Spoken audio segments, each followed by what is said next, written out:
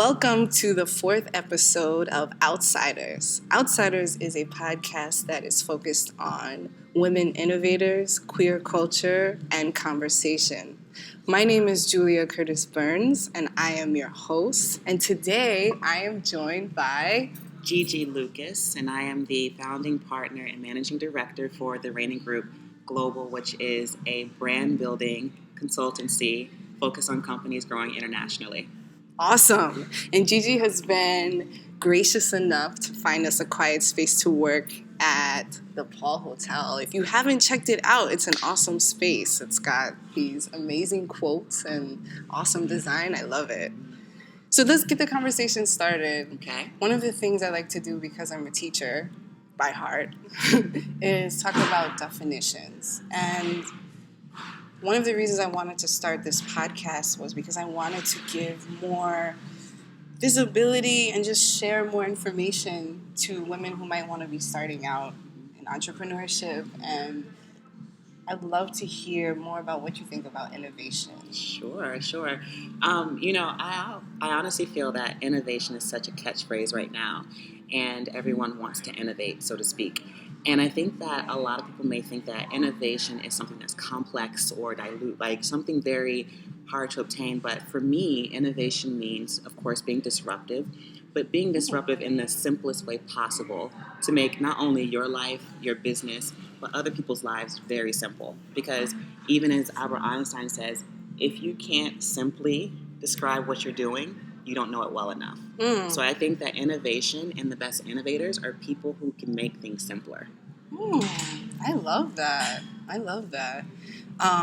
For me, the fact that you think that way about innovation being disruptive is really suggestive of the term, right? I think it's kind of looking at problem solving in a way that people have never looked at it before, or using different language, but just sort of like breaking through these barriers of what people think a business should look like or who should be in charge of a business. You see, I'm getting hyped because I'm really into this. Passionate. Yeah, I'm really passionate. And, so a year ago I started my own business because I felt like I was looking for something that didn't exist. And so why not create it? Absolutely. Right? So sometimes we see a need for something and you look for it, you do your research, and it's not there. So why not me? Absolutely. And so could you tell us a little bit about your work at the Reigning Group, your journey? How did you start? Because, it's amazing, your story. You're sweet. Thank you.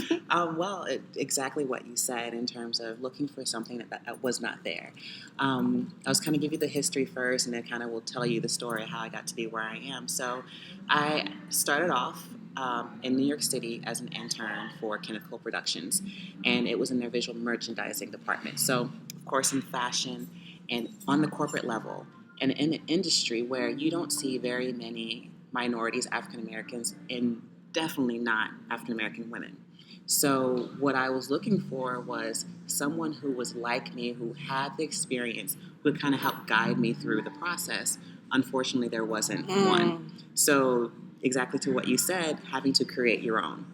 So I've been very blessed to have great mentors, a lot of people who bent over backwards to help me out, to kind of teach me the ropes, who were not African-American women, who did not look like me, who did not have the same life experiences. And I think it was really great because it allowed me to see life through another perspective. So I was able to kind of compare and contrast different perspectives of different people, which I think gave me a lot more jewels and nuggets to go on throughout my life. So was in the fashion industry for about 14 plus years.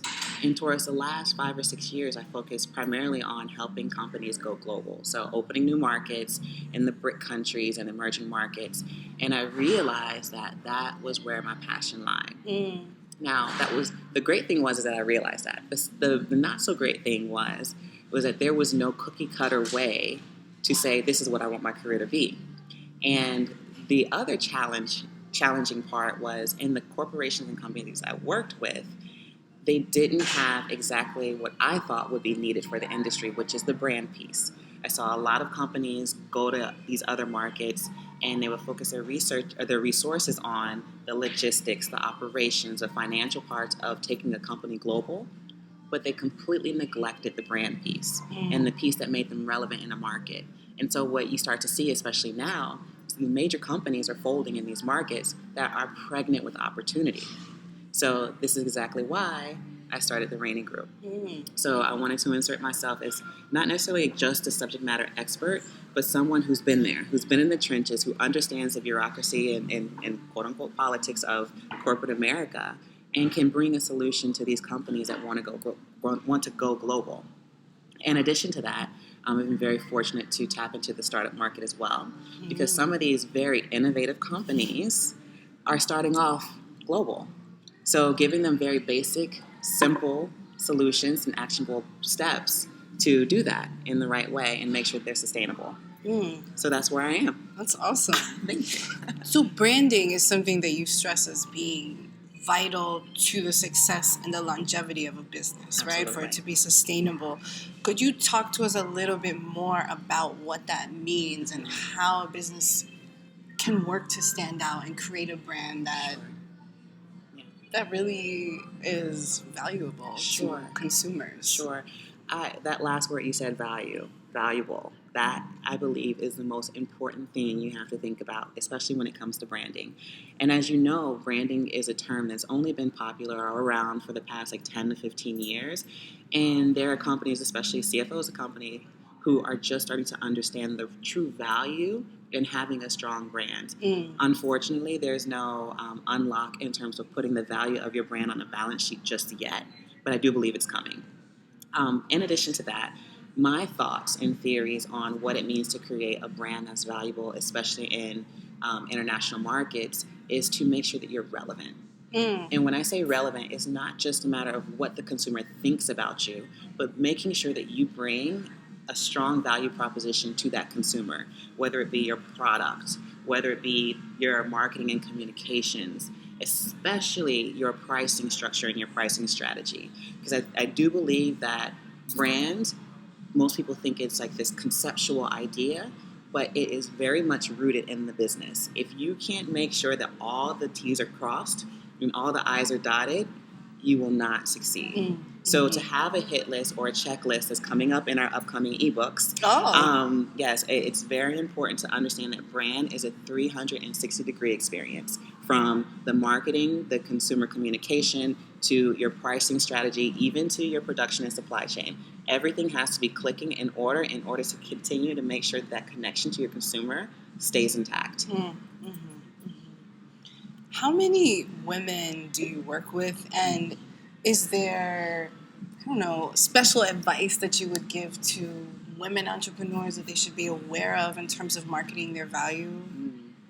That's a great question. I mean, I come in contact with so many amazingly smart women like yourself every single day, every single day. And I think recently it's being uncovered that women are completely undervalued, especially when you rely on other people to tell you what your value is. And the beauty of being an entrepreneur is that, one, you can decide your own value. Sometimes you get it right, sometimes you get it wrong.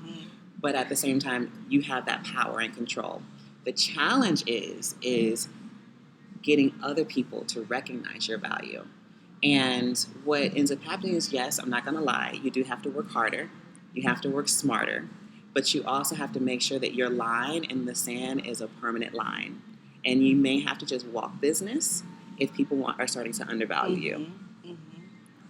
So one thing that you didn't mention is, though you're in New York City right now, you currently live in Costa Rica, which I am so interested in hearing more about. So how did you get there? Because you're originally from Florida, right? So tell us a little bit about that journey. That's so amazing. Especially on the heels of Snowpocalypse 2016, yes. I know. We hope you all survived the blizzard. Crazy. Because it was actually a blizzard. It was a true bona fide blizzard. So let's see.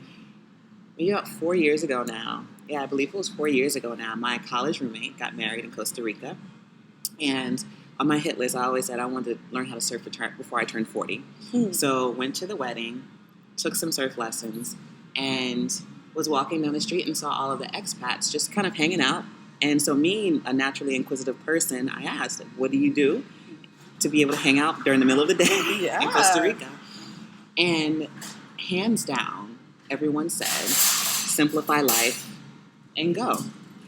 And the concept is so much easier said than done. So after, some due diligence, my husband and I decided, like, hey, let's try it. Let's see what happens. I had just started my business. All of my clients were remote.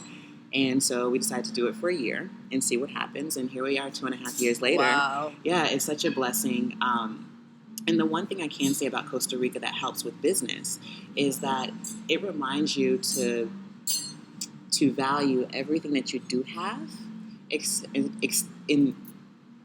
in exchange for always thinking about the things that you don't. So when it comes to business, I think it's always important to really be cognizant of what you have accomplished and what you do have and what you're doing right now to fuel your growth. Because if you're constantly operating in a mindset of poverty, I call it, you'll never get to where you're going. If you're always looking at other companies or other people and saying, oh my gosh, well, they have this and I don't have that, you'll never get to where you're going, because you, as an entrepreneur, always have to bring your true self to the table. And your true self can only be found in recognizing what you already have that can fuel what's going to happen. Can you talk about the mindset of poverty a little bit more? Sure. So I truly believe you either have a mindset or a spirit of abundance, or you have a mindset or a spirit of poverty. And abundance, you think, again, you dwell on what you have, you dwell on the resources you have, and you go from there. So the spirit of poverty is you're always you're always concerned about what you don't have in order to get where you need to go. And being an entrepreneur, you never have enough. There's never enough resources. There's never enough finances. There's never enough people to support you. As a matter of fact, there's going to be so many challenges and obstacles that if you have that spirit or mindset of poverty, you just won't move forward. So as an entrepreneur, it's critical to have a spirit of abundance and just know that you are enough. You have enough right now to get to where you need to go. That is so deep and so important. So could you talk to me a little bit about work-life balance? Because as an entrepreneur, something that I struggle with is I'm essentially working all the time. I'm working all the time because I feel like my world is now shaped by my baby, which is essentially Initiative Space, which is my business, And so every time I'm going out, every time I'm meeting someone, I'm always working. And I need to tell myself, okay, Julia, take a break. It's okay not to check your email every 5 seconds. So how do you find peace? How do you sort of make sure you have a healthy lifestyle, but also a successful business? Sure.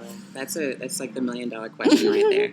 So this is why we call it the beautiful grind. Because when you're an entrepreneur, you're always on. So that's why other, mentees that come my way or people who just ask my opinion, if you're going to become an entrepreneur, love what you do. Don't do it for the money, because the money will soon become a hindrance or an obstacle for you if you don't absolutely love what you're doing. In terms of work-life balance as an entrepreneur, there is something that's individual that you have to find out on your own, especially your relationship with your actual job function. So there are times when I have to completely unplug. I let my clients know, between this date and this date, no communication. Unfortunately, I'm the kind of person that's always thinking about my business, but that time where there's no communication gives me time to kind of reboot and rejuvenate. And then when I come back, I have a lot more ideas about what I'm doing. So again, I think at the end of the day, the work-life balance isn't necessarily a time limit put on the amount of time you check your emails or whatever. It's a matter of, do you truly love what you're doing and your baby and what you're growing? Are there any rituals that you have put into your schedule, like meditation or maybe yoga, that help? Because one of the things that I have is a lot of anxiety. So I've always found kickboxing or different ways to get that anxiety out, and it's just helped me to be a better entrepreneur and focus. Absolutely.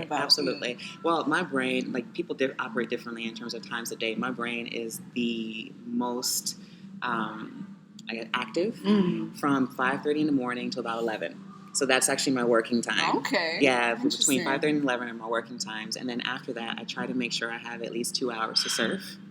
And that surf time is when I'm able to either clear my head or think, really ponder some like challenges or a problem that I need to think through. And there's something about the ocean that just, it relaxes me and it helps me to be more present because it's not something that you just methodically do. You have to be aware of your surroundings, like how big the swell is, what direction the wind is going, other surfers, swimmers, God forbid, sharks in the ocean. Oh my gosh. Has that ever happened? Oh, absolutely, absolutely. But you still do it. That's their home. You still do it. Wow. Wow. But it's been surfing has been really great in terms of one, helping me to be present, also helping me to understand the concept of going with the flow and keeping your eyes peeled for opportunities to take. And also, whenever you wipe out or whenever you fail, it's okay. There will always be another wave coming. That's like a metaphor for life. I love that. Absolutely. Right? When you wipe out, there will always be another wave. You know, and sometimes we can get so caught up in a failure, right? Especially as an entrepreneur, because you are constantly trying new things, and I love that. And I'm going to start thinking about. You know, there's an article. Thinking about that. I honestly forget the author, but there's an article written. It was published in the Huffington Post, and it was the 6 things that surfing teaches you about life. And one of the biggest takeaways was exactly that. It's like you will fail. That's just the nature of life. And I wish that society would change its relationship with failure because it's necessary in order to grow. But the thing is that right after you fail, you have to get back on your board and get back into position to catch the next wave. But if you fail and you stay off your board and you stay just where you are, one, you will never be able to catch the next wave because you're out of position. So fail, recognize it, learn from your mistakes, get back on the board, paddle back out there. I love that. What would you say is the best piece of advice that you've heard or you want to give to a young woman who might be just starting out and maybe she's in the seed stages, of an idea for her own business? What would you tell her? You are enough. That's just basic 101 because like you said earlier, every day as an entrepreneur, you run into something that is telling you contrary. So to always remember that you are enough, even if you don't have all the information, even if you haven't yet acquired all of the knowledge, even if you don't know what the hell you're doing, you are enough. And the second thing is, Rome was not built in a day. Because I know that a lot of, especially type A personalities like myself, we want everything to happen right now. But the beauty of life is that it doesn't have to. And take every single day, every single moment, just as a learning experience to keep propelling you forward. I love that. Well, I want to thank you so much for taking the time to speak with me today. It's been a pleasure. And we'll be back next week with a new episode. And I look forward to seeing you all or speaking to you all then. Goodbye.